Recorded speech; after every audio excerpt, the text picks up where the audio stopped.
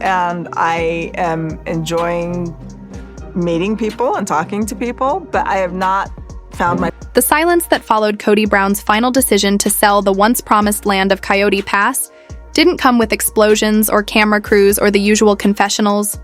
No, it arrived like a thief in the night, wrapped in dusty legal folders and notarized signatures that whispered of betrayal more loudly than any televised argument could have.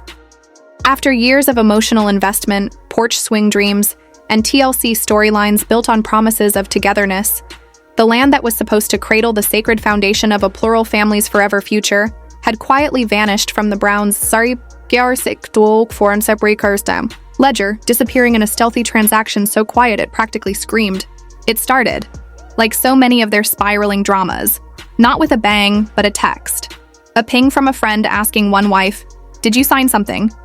And it ended, if this ending can be called such, with lawyers on speed dial, social media speculation, raging like wildfire, and a growing chorus of fans realizing the dream they'd clung to for 13 seasons had evaporated under their noses. Kody, once the cheerleading architect of a cul-de-sac utopia, a man who danced across the Arizona dirt talking about kids on bikes, stargazing family BBQs, and a future where each wife would have her slice of heaven, had now allegedly cashed out with a pen and a whisper, leaving behind more questions than closures. Robyn, always the last to let go, finally consented to the sale, perhaps because she sensed the house of cards was about to tumble anyway, or maybe because she'd already done the math and realized her position was secure, her stake safe. Janelle, pragmatic to her core, had begged for an appraisal, pleaded for a fair division, only to be iced out by a man who once called her the rock of the family. Meri, the eternal optimist who color-coded calendars and sent emoji-laden texts back when emojis still felt hopeful, now found herself composing a terse email with a subject line that read, "Coyote Pass settlement urgent, its content absent," of smiley faces and full of legal undertones no one could ignore. Christine, long gone from the family's orbit, was likely the only one who saw this coming. Her own exodus lit the match that began this slow burn.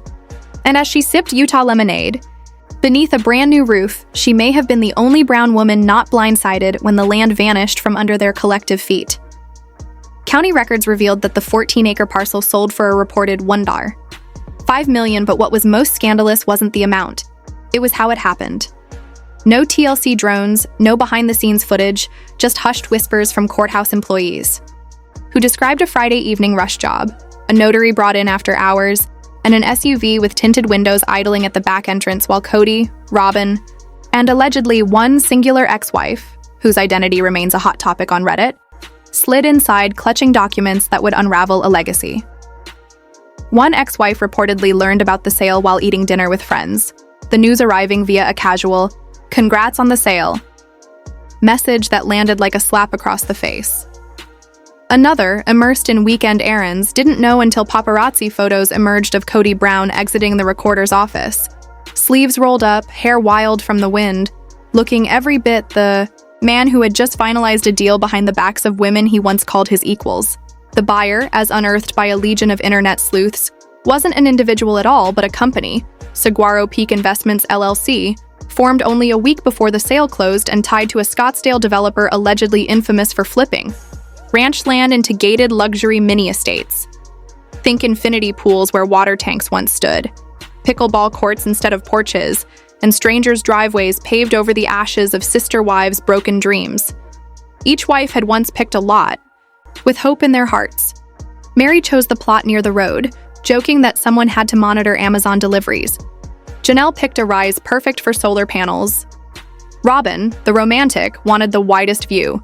Christine envisioned a massive kitchen for cinnamon roll marathons. But that future never came.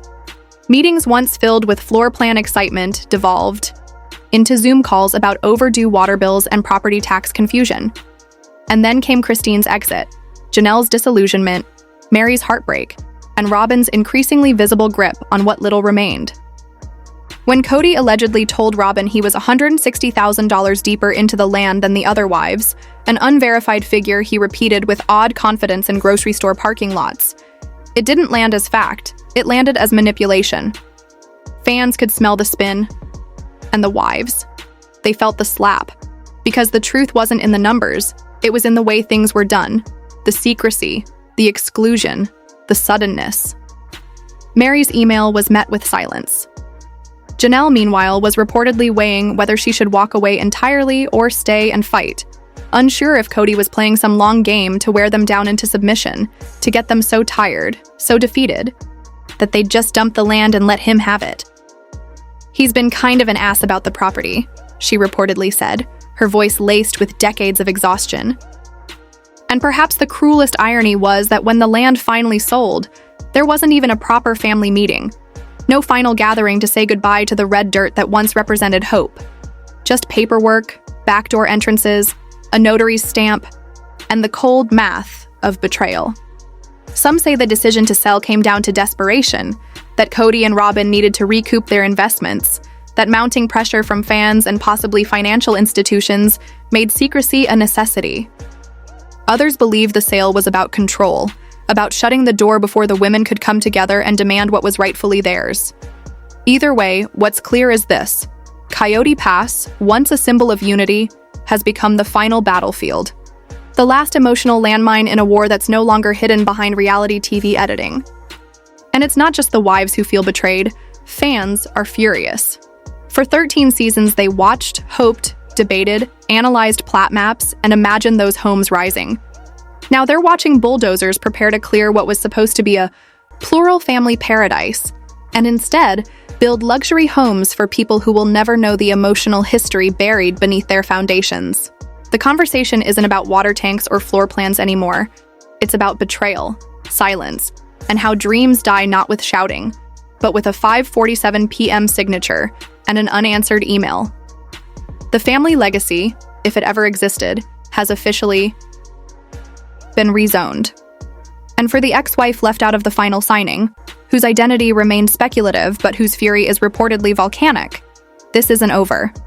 She's lawyer shopping, whispering about NDAs that can't silence what hasn't, yet gone to court. The desert wind at Coyote Pass, once filled with laughter and construction plans, now carries the echo of a family divided, a betrayal not just legal, but deeply personal. The cul-de-sac of harmony Kody once promised is now a memory paved over by secrecy, and the wives, or at least the ones left out of the final sale, are done playing nice. Meri, once the glue of the Brown family, the one who clung longest to the dream of reunification, is no longer sending hopeful check-in messages. She's sending legal notices. She's done waiting. She's done hoping. And as her message ripples through inboxes, Kody's silence speaks volumes. Volumes that may soon be read aloud in a courtroom instead of a confessional. And there's little to no rules. We don't want CC&Rs and we don't want HOAs if we can help it. That's why I like this place. And as the dust settled, or rather failed to settle, over the now sold land that once embodied so many swirling hopes, Meri Brown found herself locked in a cycle that every betrayed woman knows too well. The refresh button marathon, where you keep checking your email, praying for a reply that never comes, while your blood pressure surges and your heart sinks further into disillusionment. She reread her original message, the one she had agonized over, wondering if she'd been too diplomatic, too hopeful, or perhaps still too naive for someone who had spent 30 years believing that loyalty would count for something when the time came to divide assets and acknowledge shared sacrifice.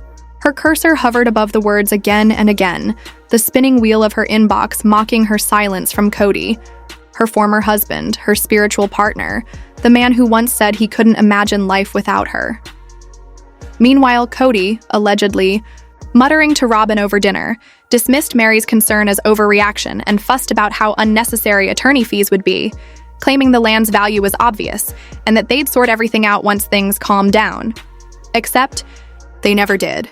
Each sunset over Coyote Pass darkened not just the desert horizon but Meri's mood, shifting from disappointment to indignation as she learned, secondhand through grapevine whispers, that Kody had already begun quietly touring the property, with a realtor conducting the very business she had been asking, begging, emailing to be included in. According to a mutual friend, it was Janelle who first broke the news in a late-night group chat, venting about Kody's mysterious after-hours meeting on the land, and Meri, eyes narrowing, scrolled back through the thread, screenshotted her original email, and resent it with a scathing caption, "Still waiting for a reply." The dead silence that followed wasn't just infuriating, it was illuminating. That night, glass of something strong in hand, Meri opened a new browser. Tab and Googled real estate attorney Flagstaff, clicking through the top search results and bookmarking 3 firms. Just bookmarking, she whispered to herself, more to pacify her rapidly unraveling nerves than anything else. But the next morning, her finger hovered over the schedule consultation button like a trembling hummingbird caught between instinct and fury. Meanwhile, Kody, still cocooned in his own narrative, continued spinning a vastly different version of events on camera, insisting to viewers that everyone would be treated fairly if they would just stop. His words, not theirs, nagging, that word landed like a sledgehammer, a condescending slap that decades of silence could no longer absorb. Meri confided in her longtime friend Jen that she had spent years biting her tongue in the name of plural harmony, that she had swallowed every slight and made peace where peace wasn't earned, but she had no intention of leaving Coyote Pass both cash poor and dignity poorer. Maybe, Jen suggested gently, it's time to stop being the family's peacekeeper and start being your own damn advocate. By Friday, the idea had sunk in so deeply that Meri saved her attorney's number under the contact name Desert Defender, because as she said, with a hollow laugh, a girl still allowed a sense of humor even while preparing for a financial battle royale. And while Meri leaned into legal strategy, Janelle channeled her fury into spreadsheets and logistics, treating real estate like some people treat extreme couponing, meticulously, obsessively, with the kind of precision that makes grown men uncomfortable. When talk of selling Coyote Pass first bubbled up, it was Janelle who marched into the discussion armed with a certified list of land appraisers, itemized bullet points, and a firm recommendation that nobody, especially not Kody, should sign. A single thing without a professional stamp on every square foot of dirt. Kody, true to form, rolled his eyes with such theatrical exaggeration it could have been its own subplot, scoffing that appraisals were a waste of money, and that he had a pretty good idea of the land's value. Translation, as decoded, by insiders. We'll do it my way, and trust me. But trust, in this fractured clan, was an endangered species.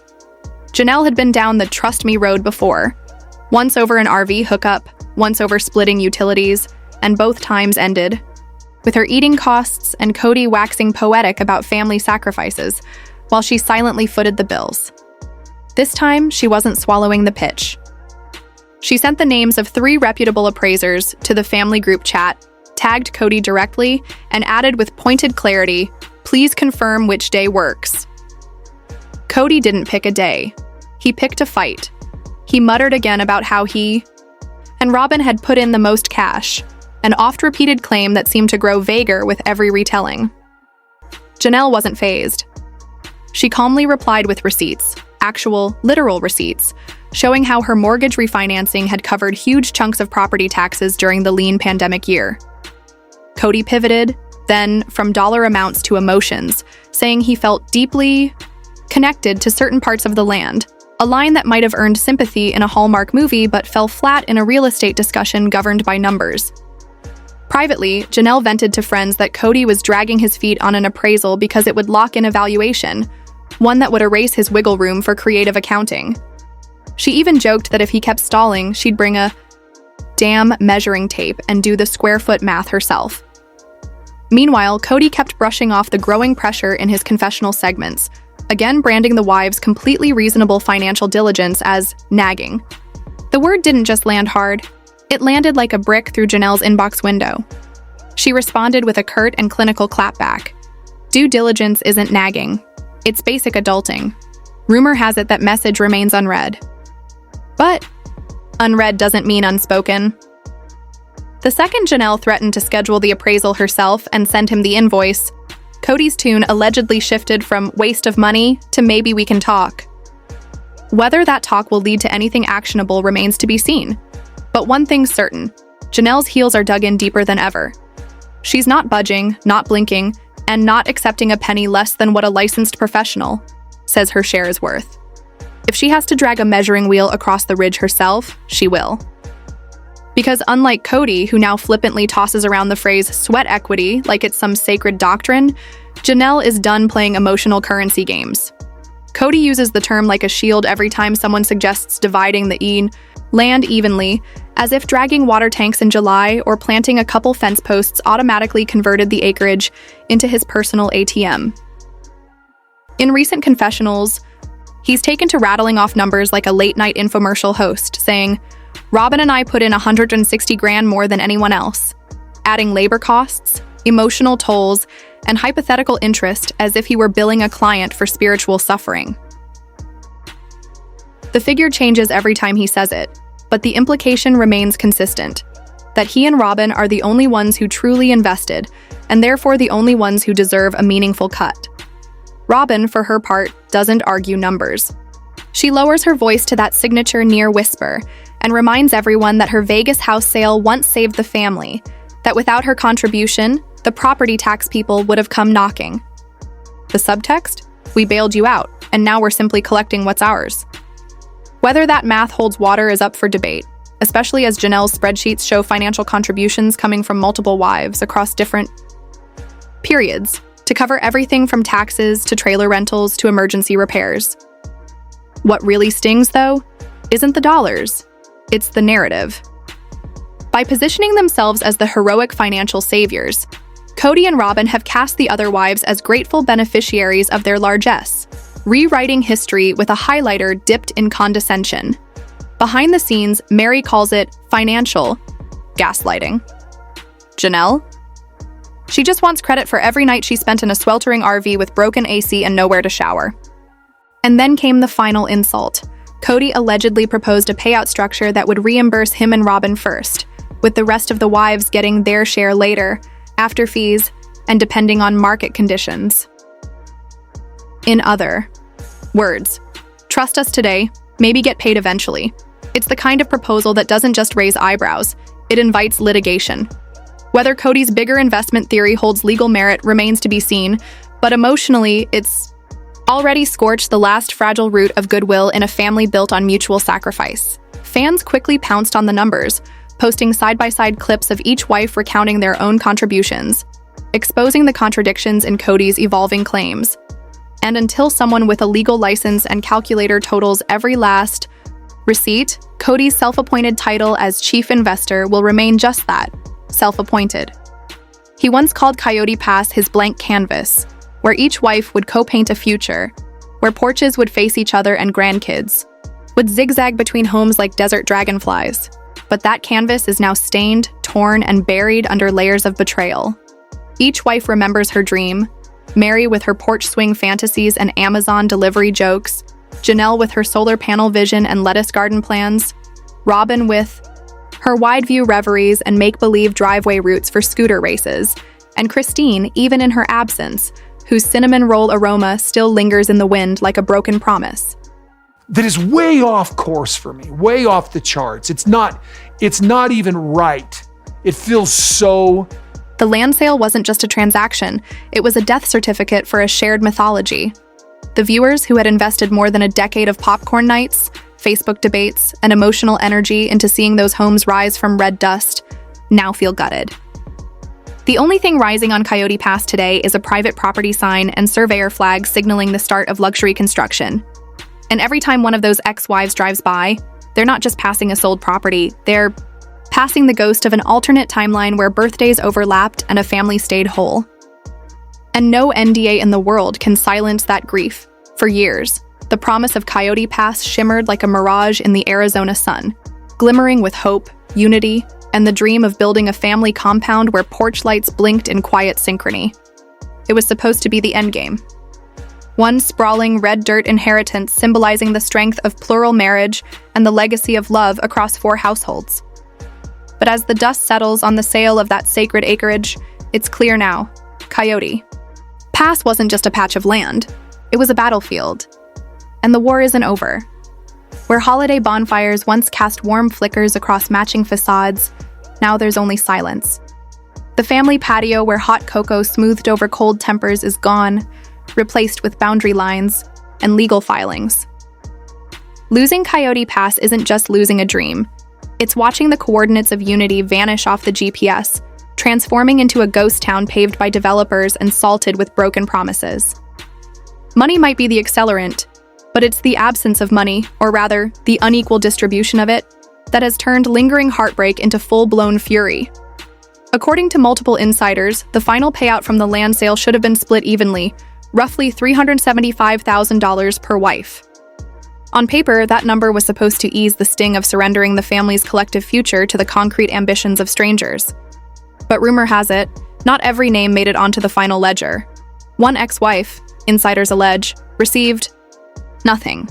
Not a courtesy call, not a check, not even a seat at the proverbial table.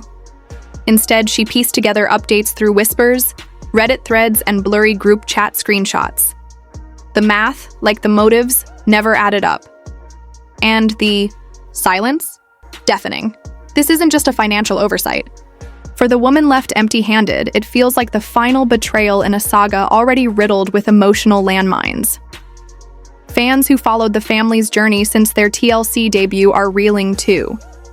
Friday nights, once filled with laughter, love, and cautious hope, have turned into grim autopsies of who paid what and who got burned.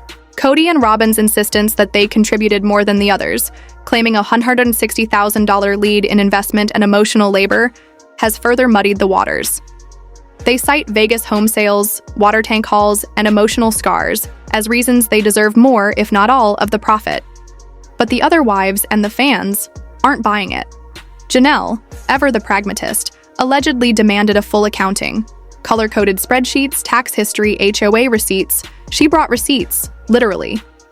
When Kody waved away appraisals and accused the others of nagging, Janelle responded with cold, hard math and the threat of solo legal action. She's done playing by invisible rules. Christine, though removed from Arizona's political hotbed, still watches from afar. She left early, yes, but she also left with scars. Her voice still echoes across Coyote Pass in reruns, talking about cinnamon rolls and sisterhood. Now, she's the lucky one, not for cashing out first, but for walking away before the final implosion. But it's Meri, stoic, loyal, long-suffering Meri, who insiders say has suffered the greatest blow. After 30 years of partnership, patience, and prayer, she's the one allegedly left with nothing. She sent the emails, she scheduled the meetings, she waited by the phone, hoping the man she once followed into the desert would remember she was still there. But when the ink dried on the final sale, her name was nowhere in sight. For Meri, this isn't just about dollars, it's about dignity. About being the first wife, the peacemaker, the one who held the family together even when she herself was unraveling. Now she's allegedly left to Google real estate attorneys and bookmark law firms under code names like Desert Defender. Friends close to Meri say she's numb, not bitter, yet, but hollowed out by the realization that loyalty, in this family, has an expiration date. She's past the point of waiting for someone else to make things right, and with whispers of legal letters already being drafted, she might be ready to carve her own path, finally. The heartbreak of Coyote Pass isn't confined to one woman, though. It's collective. It's every family vision board session under flapping poster paper, every porch swing fantasy, every raised garden bed plan. It's Robyn rehearsing driveway scooter races. It's Janelle checking soil pH. It's Christine mapping out cinnamon roll routes. And it's Meri sketching futures with grandbabies under the desert moon. Now, all of that lies under freshly poured foundations belonging to someone else. Online forums have erupted into investigative boards, complete with timelines, scanned county records, and appraiser speculations. Hashtags like Coyote Pass Cash Grab are trending as fans demand transparency. Some are calling for forensic audits. Others just want accountability. And through it all, Kody keeps playing the role of misunderstood visionary, talking about emotional wounds and legacy, as if the narrative alone can erase the unpaid debts. Robyn, as always, plays quiet support, head tilted, voice soft. She reminds everyone about her Vegas home and how it saved the family once. "We stepped up," she whispers, but the subtext is loud. "We deserve more." And it's that very framing, that they were the saviors and the rest should be grateful, that fuels the fire. To many, this feels like financial gaslighting, as if the other wives' decades of childcare, sacrifice, emotional labor, and actual money can be casually erased with a well-placed shrug and an off-camera sigh. Meri, Janelle, and even Christine are now left reassembling their worth in a system that never credited them properly. Insiders say Janelle, methodical as ever, is already in talks with accountants. If the payout doesn't line up with the paper trail, she'll find someone who can balance the books. Christine might be counting blessings, not receipts, but even she's said to be watching with disbelief. As for Meri, this may finally be her breaking point. The point where she stops smoothing over rough edges and starts carving a whole new space for herself, outside the shadows of a man who long ago stopped seeing her. Because Coyote Pass was never just land. It was a symbol, a dreamscape.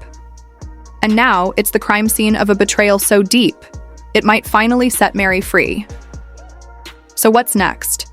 Will legal action force accountability? Will the sister wives who once shared chili recipes now subpoena each other over spreadsheets? Will Kody's kingdom of Red Rock promises dissolve under the weight of forgotten wives and unsigned checks? Whatever happens, one thing is clear. This isn't the final chapter. It's the turning point. And if Meri does step into the courtroom with 30 years of receipts, betrayal, and righteous fury, she won't just be fighting for money. She'll be fighting for recognition, for closure, and maybe, finally, for herself. Stay tuned for Part 4 of this developing saga, because as we all know, in the world of reality TV and real-life heartbreak, the desert never forgets. For more deep dives, inside scoops, and breakdowns of all the drama behind the scenes, subscribe now to StarSpill USA, and don't forget to like, share, and ring that bell. This dessert drama, it's just getting started. It's getting started.